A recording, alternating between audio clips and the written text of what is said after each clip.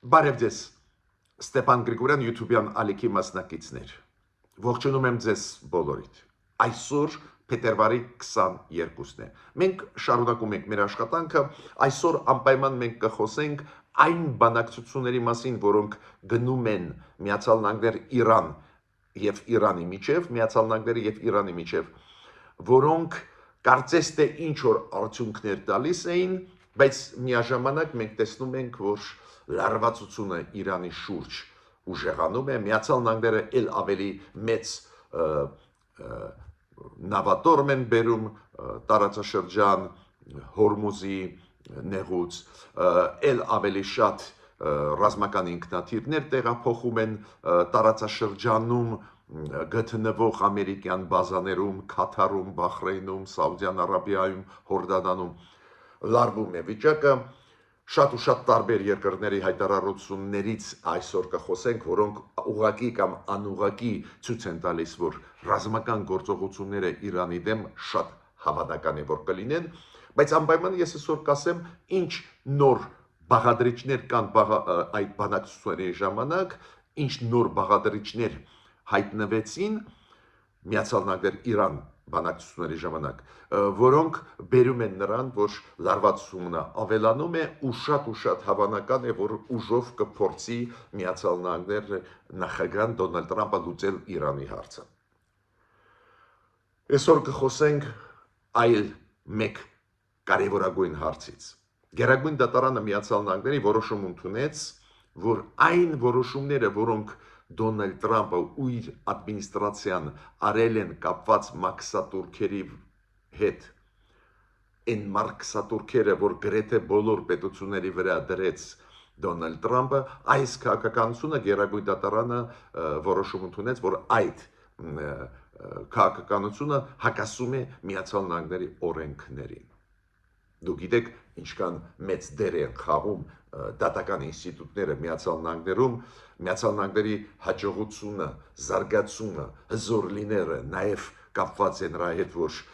իրանք ունեն եւ կոնգրես, Միացյալ Նահանգների պարլամենտ անկախ,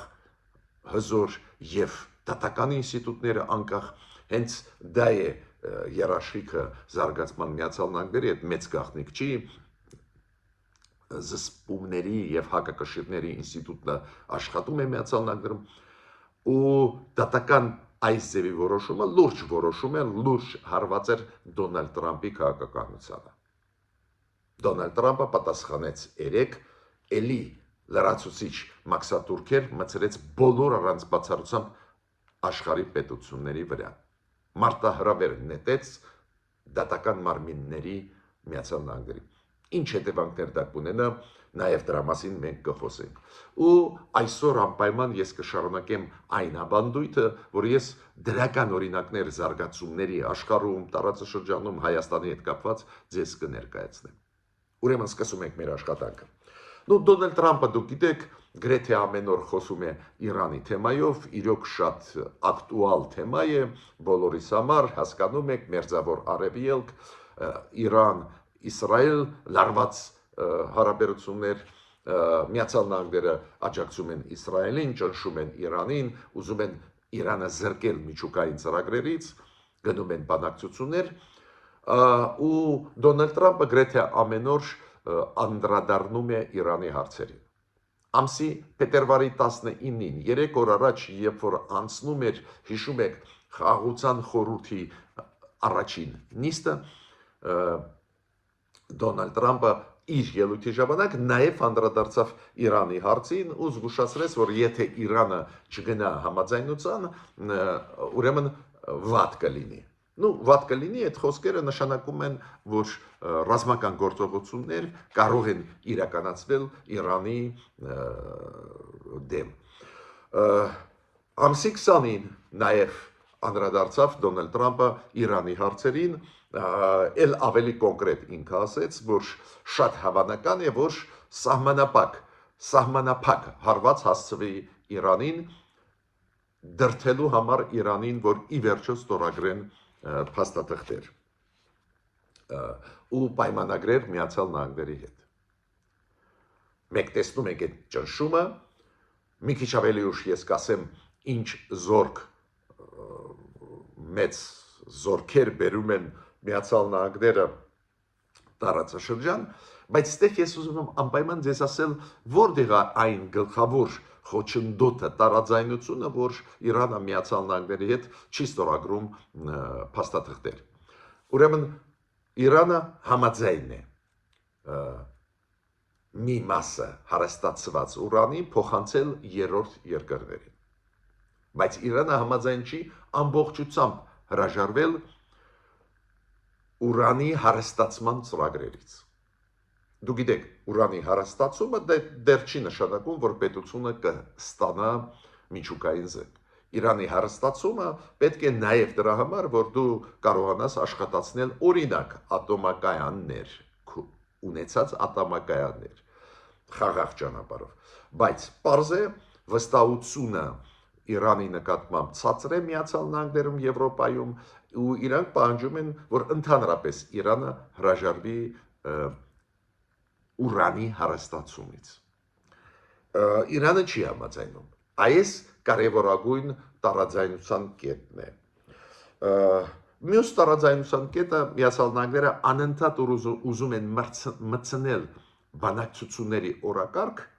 Իրանի հետ։ Միացյալ Նահանգները անընդհատ ուզում են բանակցությունների օրակարգ մտցնել բալիստիկ հրթիռների հարցը Իրանի, որ Իրանը չի արտադրի բալիստիկ հրթիռներ։ Իրանն էլ ասում է, մենք համաձայն չենք մեր սուվերենությունը զիջել։ Այդ սուվերենության իրավունքն է արտադրել զենք, զինամթեր պաշտպանելու երկիրը։ Դու գիտեք, բալիստիկ հրթիռները Իրանի բավական զարգացել են, ինչ որ տեխնոլոգիաներ իրանք ձեռք բերեցին, ու այդ բալիստիկ հրթիռները լուրջ վտանգ է օրինակ Միացյալ Նահանգների դաշնակից Իսրայելի համար։ Դա է պատճառը, որ անընդհատ փորձ է արվում օրակարգի մեջ այդ հարցերը մտցնել։ Ու պարզ է, այս հարցերի հետ կապված անընդհատ տարաձայնություններ կան Իրանի եւ Միացյալ Նահանգների միջեւ։ Միացյալ Նահանգները ուժեղացնում են իրենց ներկայացումը ռազմական տարածաշրջանում, Սաուդյան Արաբիայում, Քաթարում, Հորդանանում, Բահրեյնում իրենց ռազմաբազաներ իրանք բերում են նոր եւ նոր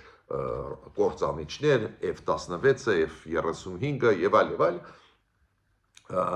նավեր ռազմական, ավիակիրներ, դուք գիտեք, իրար հետևից բերեցին Հորմուզի նեղուց, ուժեղացնում է այս ճնշումը, ռազմական ճնշումը Իրանի վրա, ու Դոնալդ Տրամպը ուղիղ է ասում, դա արվում է դրա համար, որ Իրանի ղեկավարությունը հասկանա, որ ուզած պետք է փաստաթղթեր ստորագրի, գնում է այդ process-ը,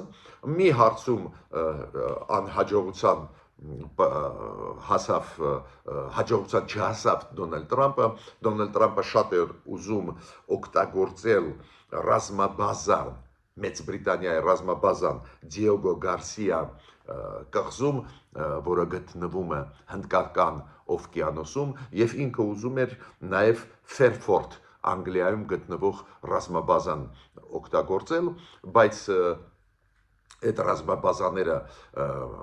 Մեծ Բրիտանիայի նախկինում Մեծ Բրիտանիան առանց խնդրի տալիս է իրավունք օգտագործել Միացյալ Նահանգներին, բայց վերջի ժամանակներս տարաձայնությունները այլ հարցերով Մեծ Բրիտանիա Միացյալ Նահանգներ շատ ուժեղ է ու Մեծ Բրիտանիան կտրուկ մերժեց այդ առաջարկը Դոնալդ Տրամպի խնդրանքը օգտագործել այդ երկու ռազմաբազաները։ Ուրեմն ստեղ էլ ունենում են Միացյալ Նահանգները խնդիրներ, բայց ցանկացած դեպքում ունեցած Միացյալ Նահանգների արաբական աշխարհում ռազմաբազաները հիմա միլիտարիզացվում են, ուժեղանում են։ Դա ինչ է նշանակում, որ իրոք Դոնալդ Տրամպը պատրաստվում է ուժ կիրառել Իրանի դեմ։ Որտեղից նաև ոչ ուղղակիորեն մենք տեսնում ենք, որ ուժային լուծումը շատ հավանական է, մոտ ժամանակներս շատ հավանական է, որ կլինի Գերմանիայի, Լեհաստանի, Շվեդիայի, Սերբիայի իրար հետևից արտգործնախարարները այս երկրների հայտարարություններով հանդես եկան, որ իրանց քաղաքացիները գտնվող Իրանում շտապ Իրանի տարածքից դուրս գան, մինչև կան հնարավորություն դուրս գալ ցամաքով, ինքնաթիռներով, բայց շտապ դուրս գան։ Իրանք բացատրում են նրանով, որ հավանականությունը, որ դեստաբիլիզացիան, ապակայունացումը կլինի Իրանում, այս հայտարարությունները այս երկրների, ես 4 երկիր թվարկեցի, այլ երկրները միջ այդ արել են հայտարարություններ, ցույց են տալիս, որ գնում են process-ներ դեպի հնարավոր ռազմական հարձակմանը Իրանի դեմ ուղղված։ Եվրամիությունը վերջնական որոշում ընդունեց, որ իսլամական հեղափոխության պահապանների կորպուսը դա տերորիստական ահաբեկչական կազմակերպություն է։ Դուք հիշում եք, մենք ասել ենք դրա մասին, արտգործնախարարների խորհրդի նիստում Եվրամիության դա որոշվեց ինչ որ ժամանակ առաջ, բայց հիմա Եվրո հանձնաժողովը, Եվրամիության կառավարությունը այդ որոշումը վերջնական հաստատեց, որոշում ընդունեց։ Իրանը նույն բան պատասխանեց, այսօր եկավ ինֆորմացիան, որ Իրանը համարում է բոլոր եվրոպական երկրների նավատորմերը տերորիստական կազմակերպություններ։ Դա էլ ցույց է տալիս, որ լարվածությունը անընդհատ ուժեղանում է մի կողմից Միացյալ Նահանգներ, Եվրամիություն, մյուս կողմից Իրան։ Ավելին լրատվամիջոցները Միացյալ Նահանգների ամենաճանաչված կենտրոնները, վերլուծական լրատվամիջոցները New York Times-ից սկսած CBS-ով, այլ հայտնի գործակալություններով, անալիտիկ կենտրոններով, բոլորը քննարկում են այդ հարցը ու նույնիսկ սցենարները ներկայացնում են սցենարները զարգացման եւ ուժային քայլերի, պարզ է այդ արտահոսքը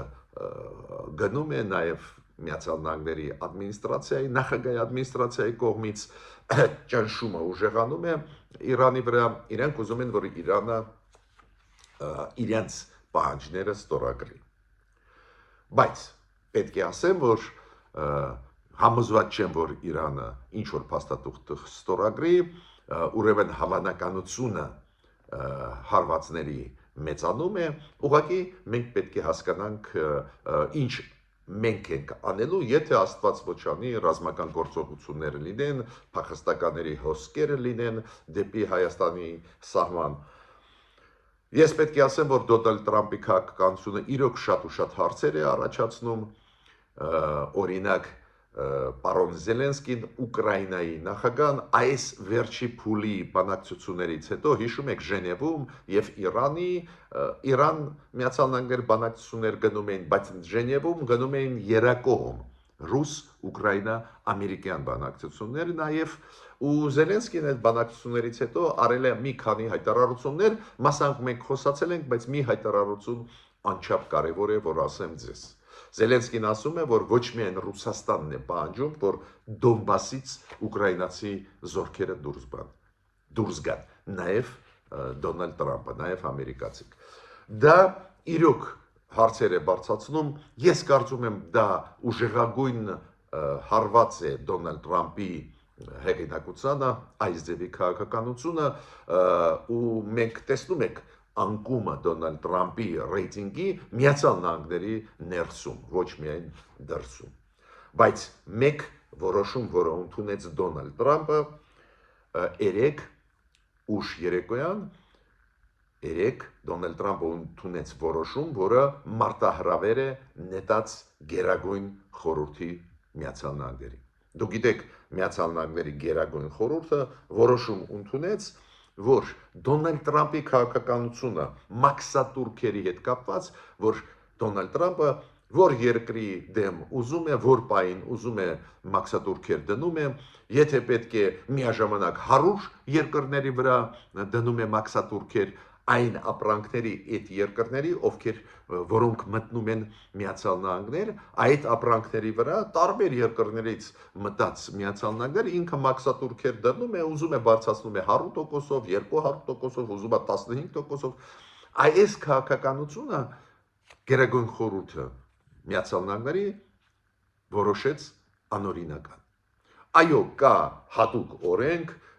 որը տալիս է իրավունք Միացյալ Նահանգների նախագահին մաքսատուրքերը բարձրացնել առանձին դեպքերում, բայց Գերագույն խորհուրդը ինչ է ասում։ Այս ծավալի բարձրացնել, այս քանակի բարձրացնել 200%, 150% ու այսքան մեծ թվով երկրների վրա, 185 երկրների վրա, դա չի նախատեսվում այդ օրենքով, ուստի Գերագույն խորհուրդը կներեք, Գերագույն դատարանը Միացյալ Նահանգների համարում է այդ քայլերը Դոնալդ Տրամպի անօրինական։ Դոնալդ Տրամպը նույն բանին արձագանքեց, ոչ միայն բանավոր, որ համաձայն չի այդ որոշման հետ, որ ինքը փրկում է Միացյալ Նահանգները, դուք իր հրետորաբանությունը գիտեք, ինքը 3 ուշ գիշերը որոշում ընդունեց 15%-ով մաքսատուրքերը բարձրացնել այն ապրանքների վրա, որոնք մտնում են Միացյալ Նահանգներ, բոլոր առանց բացառությամբ երկրների վրա։ Դա մարտահրավեր է, դուք գիտեք, մենք միշտ ասել ենք, որ հաջողությունը Միացյալ Նահանգների, հզոր լինելը Միացյալ Նահանգների, ժողովրդավարական համակարգեր ունենալը, տնտեսական ազատություններ ունենալը եւ այլ, այդ ամեն ինչը հենված է նրա վրա, որ 3 իշխանության թևերը Միացյալ Նահանգների, պարլամենտը, կոնգրեսը, դատական ինստիտուտները եւ գործադիր մարմինը, նույն նախագահի ադմինիստրացիան, այդ 3 գլխավոր թևերը իշխանությունների տարանջատված են, իրար բալանսավորում են, իրար վերահսկում են ու շատ անկախ են իրենց գործունեության մեջ։ Այդ փող լրացման սկզբունքը աշխատում է, հակակշիռների ինստիտուտը աշխատում է ու փաստորեն Դոնալդ Տրամպը կարելի ասել մասամբ չենթարկվեց Գերագույն դատարանի որոշման։ Ինչ հետևանքներ դա կունենա, ոնց կարձագանքի կոնգրեսը, նայենք ժամանակը ցույց կտա։ Հիմա մի քանի մտքերով ուզում եմ կիսվել ձեզ հետ Հայաստանի հետ կապված զարգացումների հետ։ Դուք գիտեք, ես միշտ այդ օրինակները բերում եմ, կարծես թե մենք ձեզ հետ խոսում ենք արտաքին քաղաքականության մասին, Հայաստանի դերը այդ արտաքին քաղաքականությունում, Հայաստանի քայլերից արտաքին քաղաքականությունում, զարգացումները աշխարհով մեկ, որոնք առնչվում են Հայաստանի շահերի հետ, բայց մեկ-մեկ ես ձեզ ներկայացնում եմ նաև մեր հաջողությունները սպորտում, քանի որ սպորտաձևերը շատ ու շատ կողմնակիցներ ունեն ամբողջ աշխարհում, ու մեծ հաջողությունները աշխարհի սպորտում նաև բարձրացնում են մեր երկրի հեղինակությունը։ Այսօր ես ուզում եմ 1-2 հաջողությունների մասին խոսել մեր մարմնամարզիկների։ Դուք գիտեք, որ Գերմանիայում հիմա անցնում է աշխարհի գավաթը։ Աշխարհի գավաթում Արթուր Ավետիսյանը ոսկե մեդալ նվաճեց, Մամիկոն Խաչատրյանը արծաթե մեդալ նվաճեց։ Ուրեմն մարմնամարզությունում մենք ունենք այս պահին 2 շատ մեծ հաջողություններ։ Շնորհավորում եմ մեր սպորտսմեններին եւ իրենց մարզիչներին։ Բուլղարիան փետրվարի 1-ից անցավ Եվրոյի։ Ու դուք գիտեք, Բուլղարիան եւ Ռումինիան ինչ որ ժամանակ առաջ, մոտավորապես կես տարի առաջ, մտան Շենգեն գոտու մեջ։ Այդ Շենգեն գոտի, գիտեք, ազատ վիզայի գոտի, Եվրոմիության Հայաստանը հիմա վիզա լիբերալիզացիայի, վիզա ազատականացման հետ կապված բանակցություններ է վարում Եվրոմիության հետ։ Այս Շենգեն գոտու մեջ նաև մտավ Բուլղարիան։ Եվ Եվրո այդ տարադրամը փողը հիմա Եվրոյով կլինի Բուլղարիայում, փետրվարի 1-ից սկսեց աշխատել եւ Շենգեն գոտու մեջ։ Տեսակ, այս ծանր իրավիճակում, բարդ զարգացումների իրավիճակում, նաև Եվրոպայի ներսում կան տարաձայնություններ տարբեր հարցերի հետ կապված, դա շատ նորմալ է ժողովրդավարական երկրներում, ժողովրդավարական ինստիտուտներում Եվրոմիության տիպի, որ կան տարաձայնություն քննարկումներ, բայց այս ալեկոծվող աշխարհում տեսակ Բուլղարիան երկու լրջագույն որոշումներ ընդունեց։ Ուժեղացնել Շենգեն գոտին, դա ինչ է նշանակում։ Դա նշանակում ավտոմատ, որ Բուլղարիա կմտնեն շատ ու շատ ավելի մեծ թվով տուրիստներ, միաժամանակ մտցրեց եվրոն, կայունացնելու համար այս ալեկոծվող աշխարհում իրենց տարադրամը։ Շատ լավ ինֆորմացիա եկավ Վրաստանից, դուք գիտեք, մեր պաշտոնյաները վաղուց է բանակցային process-ի մեջ են Վրաստանի հետ, քանի որ հիմա նոր process-ներ են գնում, Ադրբեջանը իր երկաթ գիծը, իր ճանապարհները բացեց Հայաստանի համար, ու մենք կարող ենք ապրանքներ տարբեր տեղերից ստանալ Ադրբեջանի երկաթ գծերով, Վրաստանի երկաթ գծերով ու հետո մտնում են Հայաստան, դա շատ էժանացնում է, փոքրացնում է այդ տրանսպորտային ծախսերը, շատ լավ է ու շատ կարևոր է ստեղ բանակցություններ վարել Վրաստանի հետ, որ մաքսատուրքերը, որոնք իրանք են վերցնում իրանց տարածքով անցնող մեր ապրանքների վրա այս նոր ճանապարհներով, Ադրբեջանով եւ այլ, որ ցածր լինեն։ Ու նորություն ձեզ ասեմ, որ մեր պաշտոնյաների բանակցությունների արդյունքում ուղղակի երեք հասանք լրջագույն հաջողությունների, հիմա այդ մաքսատուրքերը, որոնք կվերցնի Վրաստանը մեր ապրանքներից, որոնք օրինակ Ադրբեջան, Վրաստան, Հայաստան կմտնեն երկաթգծով, ուղղակի սիմվոլիկ են։ Նախ շնորհակալություն Վրաստանի կառավարության այդ սկզբունքային հարցը լուծելու համար, եւ երկրորդը դա ավտոմատ կբերի, որ այն ապրանքները, որոնք այս ճանապարհով կմտնեն Հայաստան, այդ ապրանքները շատ ու շատ ավելի ցածր գներով կլինեն, այդ էլ հաշվի առնելով, որ պարզ չի, երբ երկաթգծի հարցերը մենք կլուծենք Ռուսաստանի հետ, երբ կկարողանանք ուղղակի երկաթգծային կապ ունենալ, օրինակ Երաս-Խսադարակ կամ Գյումրի հարց, այնտեղ հատվածներ կան, որ պետք է վերանորոգվեն, հիմա Ռուսաստանը ինչ որ պահանջներ է դնում, ինչ որ խնդիրներ Ռուսաստանի հետ, ուրեմն Վրաստանի երկաթգիծը ել ավելի կարևոր է մեզ համար, ու այդ դրական որոշման մասին ես ուզում եմ ձեզ ասել։ Բացի դրանից շատ կարևոր պաշտոնյաներ անընդհատ գալիս են Միացյալ Նահանգներից, Եվրոմիությունից իրականացնելու համար այն ծրագրերը, որոնք Հայաստանի հետ կան, օրինակ ստեղ Հայաստանում գտնվում է շատ կարևոր պաշտոնյա Եվրոմիության, որը պատասխանատու է Եվրոմիության ընդլայնման հարցերով, Եվրոմիության աջակցությանը մեզ տրանսպորտ կոմունիկացիոն այդ բացման, ճանապարհների բացման հետ, այս ծրագրերի հետ, ու այդ պաշտոնյան հանդիպելով վարչապետի հետ Հայաստանի նշեց, որ խաղաղության խաչմերուկ ծրագիրը միանշանակ իրանք աջակցում են, կաջակցեն այդ ծրագրին։ Այդ ծրագիրը մի կխառնի Թրամփ ուղու ծրագրի հետ։ Այդ ծրագիրը վերաբերում է ամբողջ Հայաստանի կոմունիկացիաների բացմանը, այլ ոչ միայն հարավում։ Այդ շատ կարևոր որոշում էր, ինչի մասին ուզում եմ ձեզ ասել։ Նաև ես պետք է ասեմ, որ Եվրոպական Եվրոմիության